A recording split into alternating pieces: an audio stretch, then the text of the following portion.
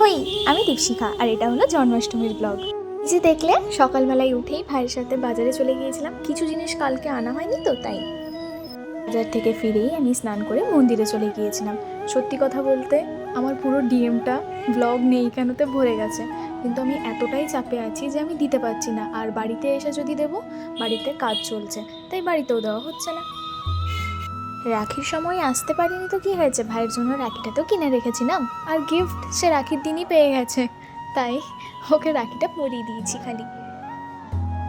এতটাই চাপ হয়ে গেছে, এদিকে পুজো হবে, ওইদিকে ঘরের কাজ চলছে, তাই মা কিছুটা রান্না করে দিল, তারপর আমি বাকি রান্নাগুলো করে নিলাম তাড়াতাড়ি, কারণ 7টার থেকে পুজো আছে তো। আবার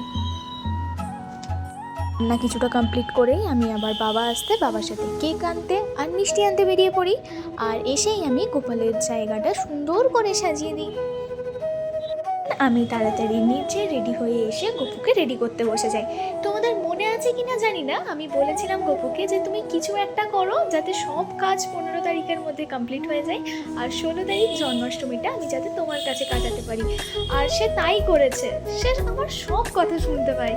কলেজে এত প্রোগ্রামের চাপ, অ্যাসাইনমেন্ট, CA1 সব কিছু সে 15 তারিখের আগে কমপ্লিট করে দিয়েছে। আমি বাড়ি চলে এসেছি তার কাছে। আমি ভেবেইছিলাম যে গপুর জন্য 56 ভোগ রান্না করব, কিন্তু পরে দেখি 56 ভোগের অনেক বেশি রান্না হয়ে গেছিলো সব মিলিয়ে।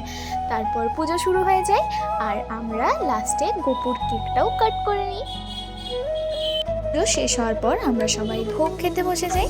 আর এদিকে সুবর্ণা আমাকে বলছিল যে আমি ওর বৌমা ষষ্ঠী করছিলাম, আর আন্টি গপুকে গিফটটা দিয়েছে আজকে। সকাল থেকে কিছুই খাইনি, তাই মা চেঁচিয়ে খেতে বসানো, আর হাতে কাটিয়ে আছে তাই মাই খাইয়ে দিচ্ছিল। তারপর রাত 12টার পর প্রায় গপুকে আমরা ঘুম পাড়িয়ে দিই। আশা করছি আজকের ব্লগটা তোমাদের ভালো লেগেছে। ভালো লেগে থাকলে like, comment, share and subscribe করে দিও, আর ইনস্টাগ্রামে ফলো করে দিও।